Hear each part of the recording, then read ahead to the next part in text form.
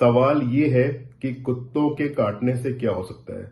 Pit bull को लेकर खासकर सवाल पूछा जाता है। देखिए, कुत्तों के काटने से दो तरह से हार्म्स हो सकते हैं। एक तो रेबीज की बीमारी हम सबने सुनी हुई है।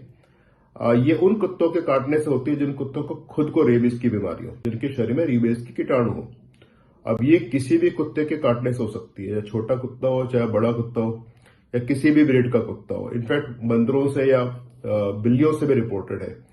तो समझ लीजिए, अगर कुत्ते के शरीर में रेबीज की कीटाणु है तो उस कुत्ते के काटने से आपको रेबीज की बीमारी हो सकती है।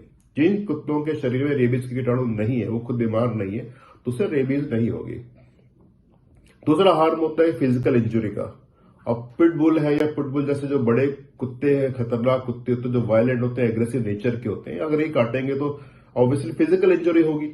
चाहे वो आपके ब्लड आ जाए या आपको घाव बन जाए या सीवियर इंजरी भी कर सकते हैं।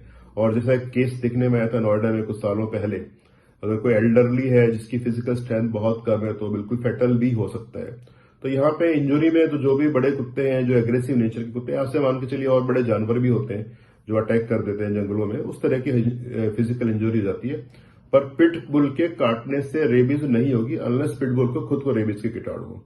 तो ये दो तरह की अलग अलग चीजें हैं। जो खतरनाक डॉग है ऑब्वियसली आपके आसपास में, आपके घरों में नहीं होने चाहिए, क्योंकि उनका बिहेवियर काफी प्रिडिक्टेबल नहीं होता है, क्योंकि वो एनिमल है। एनिमल की अपनी एनिमल इंस्टिंक्ट होती है।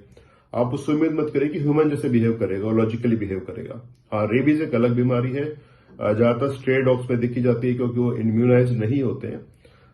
तो आपको बचाव रखना है दोनों तरह के कुत्तों से। Thank you.